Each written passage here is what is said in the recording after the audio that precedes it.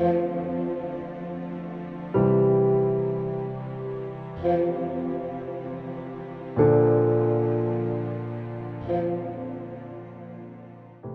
d'émotions, une belle aventure, un édifice qui retrouve toute sa splendeur, la splendeur du 19e siècle.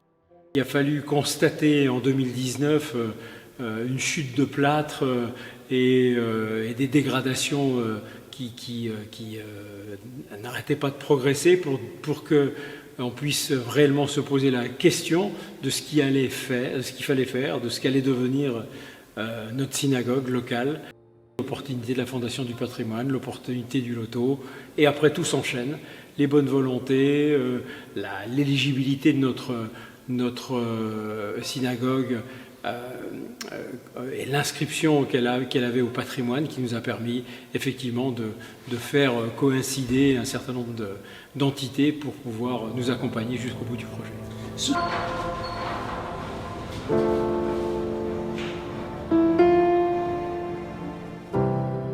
Il aura fallu 1 an et demi de travaux pour que la synagogue retrouve sa splendeur originelle.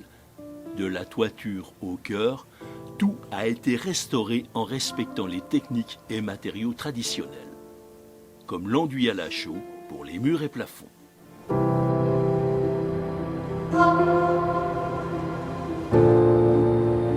Peinte et repeinte au fil des ans, la synagogue a finalement retrouvé ses vraies couleurs.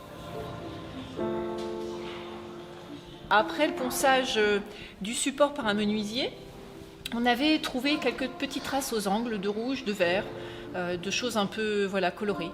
Donc tout le travail a été précisé vraiment sur une partie de l'angle chanfreiné au bistouri pour essayer de retrouver vraiment où allait le rouge, comment, dans quel sens, en 1, en 2, etc.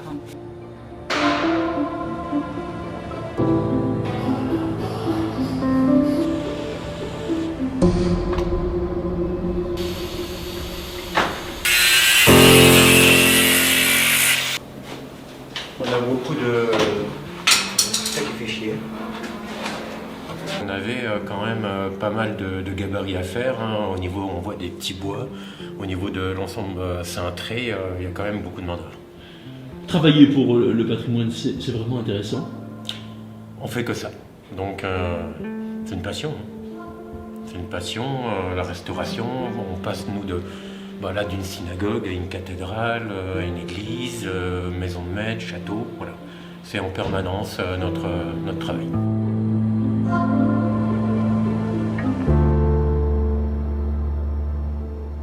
Et c'est de l'or 24 carats ici, donc pur à 100%. Et donc les feuilles font 8 cm par 8 cm et sont très très fines à coller sur le support, et tout se fait avec une petite palette comme ça, et c'est tout.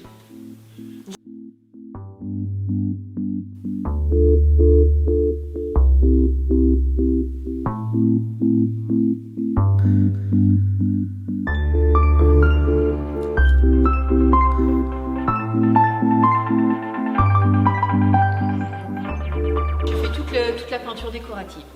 Voilà, des badigeons au faux bois, au réchampi de couleurs et donc à la pose d'or.